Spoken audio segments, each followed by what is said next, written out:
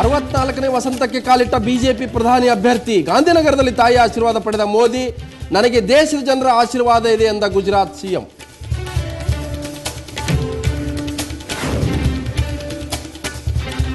ಬಡವರು ದೊಡ್ಡ ದೊಡ್ಡ ಕನಸು ಕಾಣಬೇಕು, ಬಿಜೆಪಿ ಶ್ರೀಮಂತರ ಪಕ್ಷ. ರಾಜಸ್ಥಾನ್ ಚುನಾವಣಾ ರ್ಯಾಲಿಯಲ್ಲಿ ರಾಹುಲ್ ಗಾಂಧಿ ವಾಗ್ದಾಳಿ.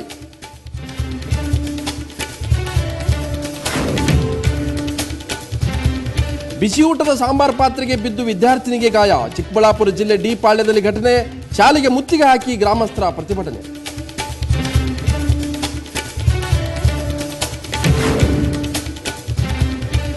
ಗುಲ್ಬರ್ಗಾ ಹೊರವಲಯದಲ್ಲಿ ಟ್ಯಾಂಕರ್ ಪಲ್ಟಿ. ಸೋರಿಕೆಯಾಗಿ ಗುಂಡಿಯಲ್ಲಿ ತುಂಬಿರೋ ಡೀಸೆಲ್ ಕ್ಯಾನ್ಗಳಲ್ಲಿ ತುಂಬಿಕೊಂಡು ಹೋಗ್ತಿರೋ ಜನ.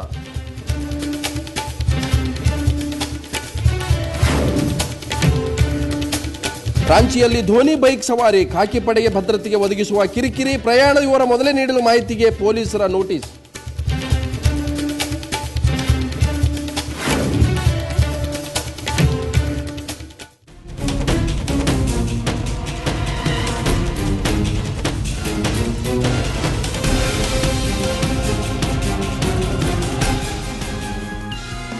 ನ್ಯೂಸ್ ಅವರಿಗೆ ಸ್ವಾಗತ. ನಾನು ಲಕ್ಷ್ಮಣ್ ಹುಗಾರ್. ಇವತ್ತು ತೆಗೆದುಕೊಂಡಂತ ವಿಷಯ ಮೋದಿ ಹಾದಿ. ಅಂದರೆ ಮೋದಿ ಹಾದಿಯ ವಿಚಾರದಲ್ಲಿ ಅನೇಕ ಎಡರುತೊಡರುಗಳಿದ್ದಾವೆ. ಯಾಕಂತಂದರೆ ನರೇಂದ್ರ ಮೋದಿ ಪ್ರಧಾನಿ ಅಭ್ಯರ್ಥಿಯಾಗಿ ಆಯ್ಕೆ ಆಗ್ತಾ ಇದ್ದ ಹಾಗೆ ಭಾರತೀಯ ಜನತಾ ಪಕ್ಷದ ಉಕ್ಕಿನ ಮನುಷ್ಯ, ಉಕ್ಕಿನ ನಾಯಕ LK ಅಡ್ವಾಣಿ ಅಪಸೂರೆತ್ತಿದ್ದಾರೆ. ಈಗ ಅಡ್ವಾಣಿ ಅವರು ಸ್ವತಃ ತಮ್ಮ ಶಿಷ್ಯನ ಬೆನ್ನಿಗೆ ನಿಂತಿದ್ದಾರೆ. ಸೊ ಈ ಒಂದು ಆಯ್ಕೆಯ ನಂತರ ಇಡೀ ರಾಷ್ಟ್ರ ರಾಜಕಾರಣದಲ್ಲಿ ನರೇಂದ್ರ ಮೋದಿಯ ಗಾಳಿ ಬೀಸ್ತಾ ಇದೆ ಅನ್ನುವಂಥ ಪ್ರಶ್ನೆ. ಯಾಕಂತಂದರೆ ಭಾರತೀಯ ಜನತಾ ಪಕ್ಷ ಮನೆಯಲ್ಲಿ ನರೇಂದ್ರ ಮೋದಿ ಗೆದ್ದಿದ್ದಾರೆ. ಇನ್ನು ಮುಂದೆ ಇರ್ತಕ್ಕಂಥ ಚುನಾವಣೆ ಗೆಲ್ಲಬೇಕಾಗಿರ್ತಕ್ಕಂಥದ್ದು. ಸೊ ಇದು ಒಂದು ರೀತಿ ರಾಷ್ಟ್ರ ರಾಜಕಾರಣದಲ್ಲಿ ಹೊಸ ಚುನಾವಣೆ, ಒಂದು ರೀತಿ ನರೇಂದ್ರ ಮೋದಿಗೆ ಹೊಸ ಸವಾಲು ಕೂಡ. ಹಾಗಾಗಿ ಚುನಾವಣೆಗೆ ರೇಸ್ ಕೂಡ ಶುರುವಾಗಿದೆ. ಕಾಂಗ್ರೆಸ್ ಮತ್ತು ಬಿಜೆಪಿ ಈ ಮಧ್ಯೆ ಪ್ರಧಾನಿಯ ಅಭ್ಯರ್ಥಿ ಅಂತ ಹೇಳಿ ಬಿಜೆಪಿ ಘೋಷಣೆ ಮಾಡಿದೆ. ಇವೆಲ್ಲವನ್ನೂ ಕೂಡ ಇವತ್ತು ವಿಸ್ತೃತವಾಗಿ ಚರ್ಚೆ ಮಾಡುತ್ತೆ. ನರೇಂದ್ರ ಮೋದಿಯ ಬಾಲ್ಯ, ಮುಂದಿನ ಸವಾಲುಗಳು ಮತ್ತು ಪಕ್ಷದಲ್ಲಿ ಆಗುವಂಥ ಬದಲಾವಣೆಗಳು, ಕರ್ನಾಟಕದ ಬಿಜೆಪಿಯ ಒಳಗಿನ ಮತ್ತು ಏಕೀಕರಣ, KJP BJPಯ ಮರು ಸಂಬಂಧಗಳು, ಇವೆಲ್ಲವನ್ನೂ ಕೂಡ ಚರ್ಚೆ ಮಾಡ್ತೀನಿ. ಒಂದೊಂದು ಪ್ಯಾಕೇಜ್ಗಳನ್ನು ತೆಗೆದುಕೊಂಡು ಹೋಗ್ತೀನಿ. ನಮ್ಮ ಜೊತೆಗೆ ಹಿರಿಯ ಪತ್ರಕರ್ತರು ಮತ್ತು ಗುಜರಾತ್ ಚುನಾವಣೆಯಲ್ಲಿ 2-3 ಬಾರಿ ವಿಶ್ಲೇಷಣೆ ಸಮೀಕ್ಷೆ ಮಾಡ್ಕೊಂಡು ಬಂದಂಥ ಹಿರಿಯ ಪತ್ರಕರ್ತ SK ಜಯಚಂದ್ರಿಕಾ ಕೂಡ ನಮ್ಮ ಜೊತೆಯಲ್ಲಿ ಚರ್ಚೆಯಲ್ಲಿ ಭಾಗಿಯಾಗ್ತಾರೆ. ಸೊ ಒಂದೊಂದು ಪ್ಯಾಕೇಜ್ಗಳನ್ನು, ಒಂದೊಂದು ಸೆಗ್ಮೆಂಟ್ಗಳು ಕೂಡ ನಾನು ಕೊಡ್ತಾ ಇರ್ತೀನಿ. ಮೊದಲಿಗೆ ಇವತ್ತು ನರೇಂದ್ರ ಮೋದಿ ಒಬ್ಬ ಟೀ ಮಾರುವ ಬಾಲಕ. ಸೊ ಮೆಹಸಾನ ಜಿಲ್ಲೆಯ ಏನು ವಡನಗರದ ಒಂದು ಅತ್ಯಂತ ಬಡ ಹಿಂದುಳಿದ ಕುಟುಂಬದಲ್ಲಿ ಜನಿಸಿದಂಥ ನರೇಂದ್ರ ಮೋದಿ ಇವತ್ತು ಪ್ರಧಾನಿ ಅಭ್ಯರ್ಥಿ ಆಗೋ ತನಕ ಬಂದು ನಿಂತಿದ್ದಾರೆ ಅಂತ ನಿಜಕ್ಕೂ ಕೂಡ ಒಂದು ರೀತಿ ವಿಸ್ಮಯ. ಸೊ ಭಾರತದ ಪ್ರಜಾತಂತ್ರದ ಒಂದು ಬ್ಯೂಟಿ ಕೂಡ. ಯಾಕಂತಂದರೆ ಯಾವ ವರ್ಗದಿಂದಲೂ ಕೂಡ ಒಬ್ಬ ಸಣ್ಣ ವ್ಯಕ್ತಿ ಈ ಒಂದು ದೊಡ್ಡ ಮಟ್ಟಕ್ಕೆ ಬರಬಹುದು ಅನ್ನುವಂಥದ್ದು ನರೇಂದ್ರ ಮೋದಿ ಬೆಳವಣಿಗೆನೇ ಕಾರಣ. ಸೊ ಒಂದು ಸಣ್ಣ ಹಳ್ಳಿಯಲ್ಲಿ ಒಂದು ಸಣ್ಣ ಹಿಂದುಳಿದ ಜಾತಿಯಲ್ಲಿ ಹುಟ್ಟಿದಂಥ ನರೇಂದ್ರ ಮೋದಿ ABVP RSSನ ಮೂಲಕ, ಇವತ್ತು ಸಂಘಟನೆಯ ಮೂಲಕ, ಚಾತುರ್ಯದ ಮೂಲಕ ಪ್ರಧಾನಿ ಅಭ್ಯರ್ಥಿ ಪಟ್ಟಕ್ಕೆ ಬಂದು ನಿಂತಿರ್ತಕ್ಕಂಥದ್ದು. ಅಂದರೆ ಚುನಾವಣೆಯ ಮುಂದಿನ ಸವಾಲಿದೆ. ಆದರೆ ಭಾರತೀಯ ಜನತಾ ಪಕ್ಷ ಅನ್ನುವಂಥ ಮನೆಯನ್ನು ಗೆದ್ದಿದ್ದಾರೆ ಮೋದಿ. ಆದರೆ ಮುಂದೆ ಪಟ್ಟ ಗೆಲ್ಲುವಂಥ ಒಂದು ಸವಾಲಿದೆ. ಹಾಗಾಗಿ ನರೇಂದ್ರ ಮೋದಿಯ ಬಾಲ್ಯ ಹೇಗಿತ್ತು, ಅವರ ಮುಂದೆ ಹೋರಾಟ ಹೇಗಿತ್ತು, ಹೇಗೆ ಅವರು ಅಹಮದಾಬಾದ್ನಲ್ಲಿ ತನ್ನ ಅಣ್ಣನ ಜೊತೆ ಟೀಯನ್ನು ಮಾರ್ತಾ ಇದ್ರು, ಟೀ ಮಾರ್ತಾ ಇದ್ದ ಬಾಲಕ ಇವತ್ತು ಗುಜರಾತ್ನ CM ಆಗಿದ್ದಾರೆ. ಹಾಗೆಯೇ ದೆಹಲಿಯ ರೇಸ್ ಕೋರ್ಸ್ನ 7ನೇ ನಿವಾಸಕ್ಕೆ ಹೋಗುವಂಥ ಒಂದು ಧಾವಂತದಲ್ಲಿದ್ದಾರೆ. ಆ ಒಂದು ವರದಿಯನ್ನು ನೋಡ್ಕೊಂಬರೋಣ.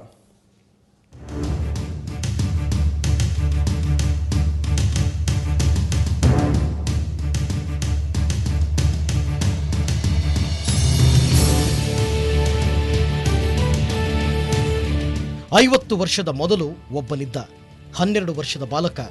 ಮನೆಯ ಹೆಸರು ನರೇಂದ್ರ. ಓರ್ಗಿಯವರಿಗೆ ಎಂಡಿ. ಒಂದಿನ ಹೀಗಾಯ್ತು. ವಡನಗರ ಪಕ್ಕದ ನದಿಯ ಮಧ್ಯೆ ಶಿವನ ಮಂದಿರ. ನದಿ ತುಂಬಿ ಹರಿತಾ ಇತ್ತು. ಆಗ ಶಿವನ ಮಂದಿರದ ಮೇಲಿನ ಭಗವದ್ ಧ್ವಜವನ್ನ ಬದಲಿಸಬೇಕಿತ್ತು. ಯಾರನ್ನೇ ಕೇಳಿದ್ರು ನದಿಗೆ ಧುಮುಕಿ ಧ್ವಜವನ್ನ ಬದಲಾಯಿಸುವ ಧೈರ್ಯ ಮಾಡಲಿಲ್ಲ. ಹಿಂದೆ ಮುಂದೆ ನೋಡದೆ ನೇರವಾಗಿ ನದಿಗೆ ಧುಮುಕಿದವನೇ ನರೇಂದ್ರ ದಾಮೋದರ ದಾಸ್ ಮೋದಿ.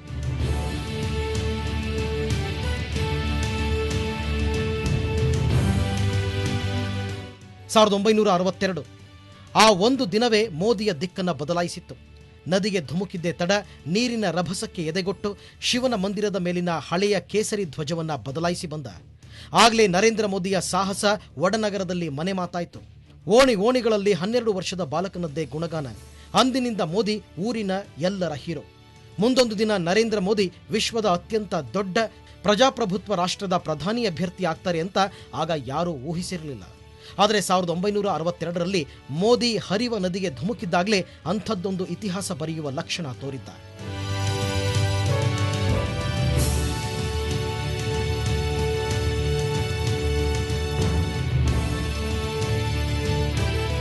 ಮೋದಿಯ ಮುಂದಿನ ಏಳು ಬೀಳುಗಳನ್ನು ನೋಡುವ ಮೊದಲು ಅವರ ಬಾಲ್ಯಕ್ಕೆ ತೆರಳೋಣ. ಮೋದಿಯ ಬಾಲ್ಯ ಸವಾಲಿನ ಮುಳ್ಳಿನ ಹಾಸಿಗೆಯಾಗಿತ್ತು.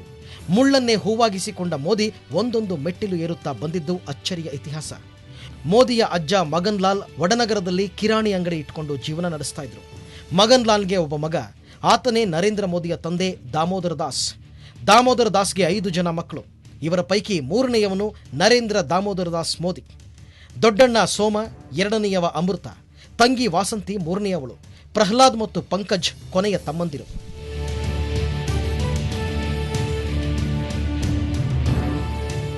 ಐವರು ಮಕ್ಕಳನ್ನ ಸಾಕೋದೇ ಕಷ್ಟವಾಗಿತ್ತು ದಾಮೋದರ ದಾಸ್ಗೆ. ವಡನಗರದಲ್ಲೊಂದು ಟೀ ಅಂಗಡಿ ಇಟ್ಟು ವ್ಯಾಪಾರ ಮಾಡ್ತಿದ್ದ 2ನೇ ಮಗ ಅಹಮದಾಬಾದ್ನಲ್ಲಿದ್ದ.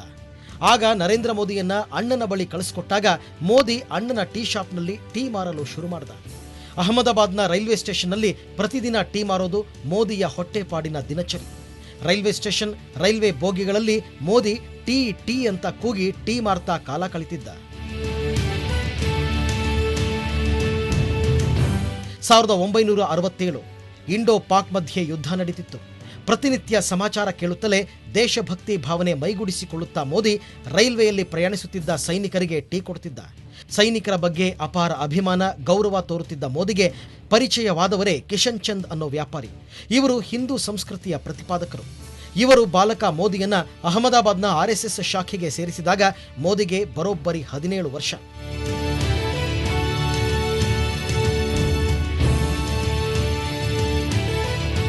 ಹಿಂದೂ ರಾಷ್ಟ್ರ, ದೇಶಪ್ರೇಮ, ದೇಶದ ಸಂಸ್ಕೃತಿ ಪರಂಪರೆಯ ಅರಿವು ಪಡೆಯುತ್ತಲೇ ಎಬಿವಿಪಿಗೆ ಸೇರ್ಪಡೆಯಾದರು.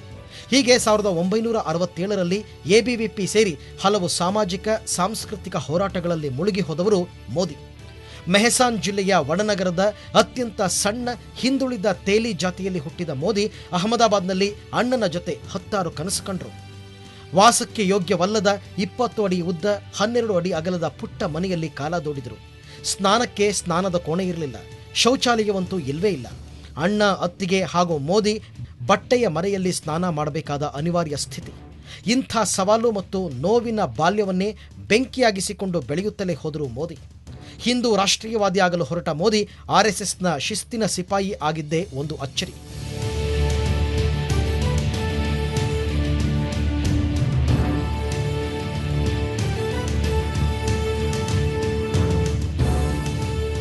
ಮೋದಿ RSSನ ಆದರ್ಶ ಸ್ವಯಂ ಸೇವಕರು.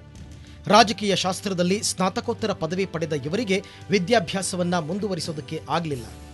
ಇವರ ಅಣ್ಣ ಈಗಲೂ ಗುಜರಾತ್ ಸರ್ಕಾರದಲ್ಲಿ ಸಣ್ಣ ಮಟ್ಟದ ನೌಕರರಾಗಿ ಸೇವೆ ಸಲ್ಲಿಸ್ತಾ ಇದ್ದಾರೆ. बहुत सामान्य परिवार से आया हूं जहां मेहनत ही जिंदगी की इमानत होती है और इसलिए मेरी जेनेटिक सिस्टम में परिश्रम लिखा हुआ है. ರೈಲ್ವೆ ಸ್ಟೇಷನ್ನಲ್ಲಿ ಟೀ ಮಾರ್ತಾ ಇದ್ದ ಹುಡುಗ ಮುಂದೆ ಗುಜರಾತ್ನ CM ಆಗ್ತಾರೆ ಅಂತ ಯಾರೂ ಅಂದ್ಕೊಂಡಿರಲಿಲ್ಲ. ಅಷ್ಟೇ ಅಲ್ಲ, ಗುರು LK ಅಡ್ವಾಣಿ ಅವರನ್ನ ಹಿಂದಿಕ್ಕಿ ಪ್ರಧಾನಿ ಅಭ್ಯರ್ಥಿಯಾಗೋ ಎತ್ತರಕ್ಕೆ ಬೆಳೆದು ನಿಂತಿದ್ದೇ ಒಂದು ದೊಡ್ಡ ಸಾಧನೆ. ಉಳಿದಿದ್ದೆಲ್ಲ ವರ್ತಮಾನದ ಸವಾಲಿನ ಎದುರು ಭವಿಷ್ಯದ ಪ್ರಧಾನಿಯಾಗುವ ರೇಸ್ನಲ್ಲಿ ಬಿಜೆಪಿಯ ಸಾರಥಿ ಮೋದಿ.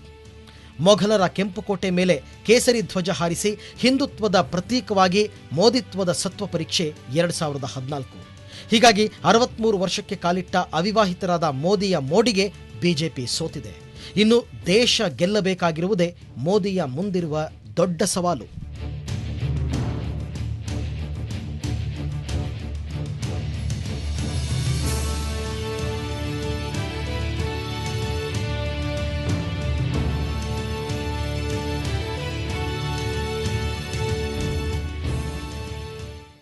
ಸೊ ಇದು ಟೀ ಮಾರ್ತಾ ಇದ್ದ ಬಾಲಕನ ಜೀವನಗಾಥೆ, ಬಲಪಂಥೀಯ ರಾಜಕಾರಣದ ಅಗ್ರಮಾನ್ಯ ನಾಯಕ. ಸೊ ಹಾಗಾಗಿ ನರೇಂದ್ರ ಮೋದಿಯನ್ನು ಒಪ್ಪದೇ ಒಪ್ಪಬಹುದು, ಆದರೆ ನರೇಂದ್ರ ಮೋದಿ ಒಬ್ಬ ನಾಯಕನಾಗಿ ಇವತ್ತು ಎಲ್ಲರ ಮುಂದೆ ನಿಂತಿರ್ತಕ್ಕಂಥದ್ದು ಕೂಡ ಇದು ಸೂರ್ಯನಷ್ಟು ಸತ್ಯ. ಸೊ ಈ ವಿಷಯದ ಬಗ್ಗೆ ಚರ್ಚೆಯನ್ನು ಮಾಡ್ತಾ ನಮ್ಮ ಜೊತೆಗೆ ಅತ್ಯಂತ ಹಿರಿಯ ಪತ್ರಕರ್ತರು ಮತ್ತು ಇಡೀ ದೇಶವನ್ನು ಸುತ್ತಿ ಬಂದಂಥವ್ರು, ಗುಜರಾತ್ನ 2-3 ಚುನಾವಣೆಯನ್ನು ಕಣ್ಣಾರೆ ಸಮೀಕ್ಷೆ ಮಾಡ್ಕೊಂಡು ಬಂದಂಥವ್ರು ನಮ್ಮವರೇ ಆದಂಥ ಶೇಷಚಂದ್ರಿಕಾ ಇದ್ದಾರೆ. ಶೇಷಚಂದ್ರಿಕಾ ಕಾರ್ಯಕ್ರಮ ಸ್ವಾಗತ. ನಮಸ್ಕಾರ. ಸೊ ಭಾರತದಲ್ಲಿ ಆಳುವ ವರ್ಗಗಳು ಯಾವಾಗಲೂ ಕೂಡ ಇದ್ದಾವೆ, ಆದರೆ ಆಳಿಸಿಕೊಳ್ಳುವ ವರ್ಗದ ಪ್ರತಿನಿಧಿಗಳು ಅನೇಕ ಬಾರಿ ಈ ದೇಶವನ್ನು ಆಳುವಂಥ ಸಂದರ್ಭ ಬಂದಿರ್ತಕ್ಕಂಥ. ಇವತ್ತು ಮೋದಿಯ ಸಿದ್ಧಾಂತ ಒಪ್ತೀವೋ ಬಿಡ್ತೀವೋ ಎರಡು ವಿಚಾರ. ಅಂದರೆ ಸಾಮಾನ್ಯವಾಗಿ ಸೈದ್ಧಾಂತಿಕ ರಾಜಕಾರಣ ಬಂದಾಗ ಒಪ್ಪುವಂಥದ್ದು ತಿರಸ್ಕಾರ ಮಾಡುವಂಥದ್ದು ಎರಡಿರುತ್ತೆ. ಆದರೆ ನರೇಂದ್ರ ಮೋದಿ ಒಂದು ಸಣ್ಣ ಹಳ್ಳಿಯಲ್ಲಿ ಒಂದು ಅತ್ಯಂತ ಸಣ್ಣ ಕುಟುಂಬದಲ್ಲಿ ಹುಟ್ಟು ಬಂದಂಥವನು, ಟೀ ಮಾರುವಂಥ ಒಂದು ಸ್ಥಿತಿಯಲ್ಲಿ ಬಂದಂಥವನು ಇವತ್ತು ಈ ಹಂತಕ್ಕೆ ಬರಬೇಕಾದ್ರೆ ಭಾರತದ ಪ್ರಜಾತಂತ್ರದ ಒಂದು ದೊಡ್ಡ ಸೌಂದರ್ಯ ಅಂತ ಅನ್ಸಲ್ವಾ?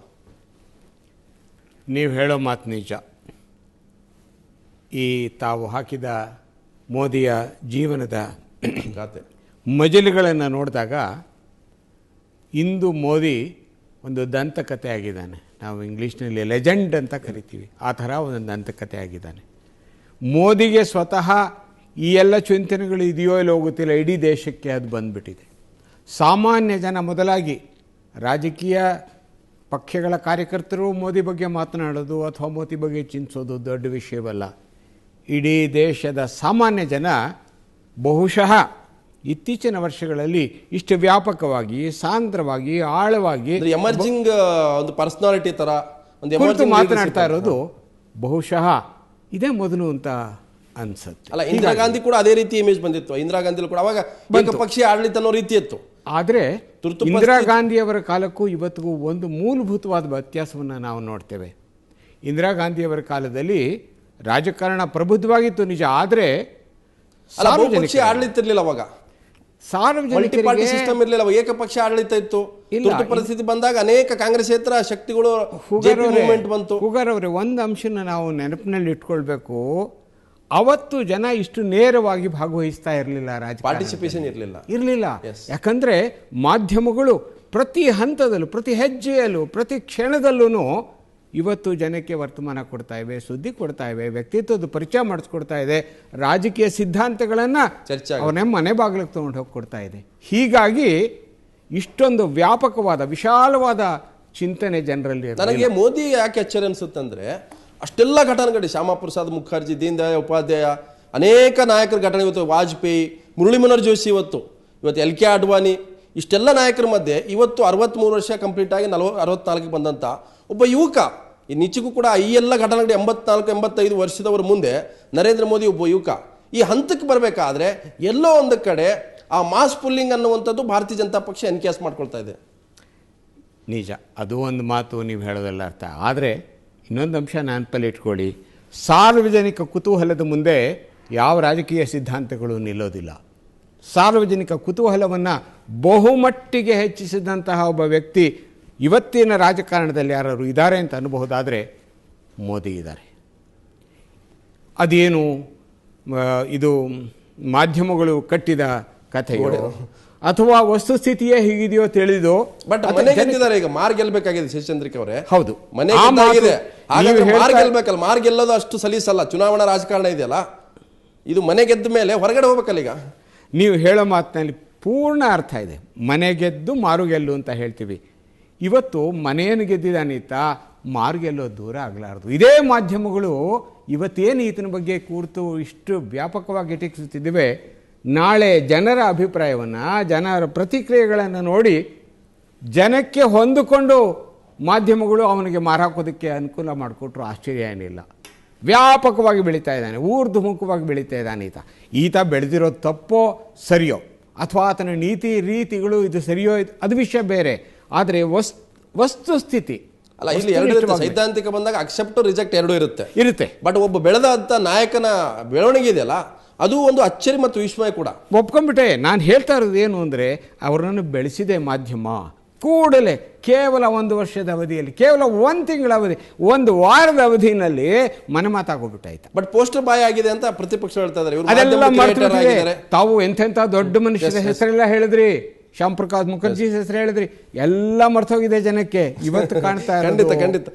ಖಂಡಿತ ಶಶಿಚಂದ್ರಿಕ್ ಮತ್ತೆ ಚರ್ಚೆ ಮಾಡ್ತೀನಿ. ಇನ್ನಷ್ಟು ವರದಿಗಳು ಕೂಡ ಅದಕ್ಕಿಂತ ಮೊದಲು ಒಂದು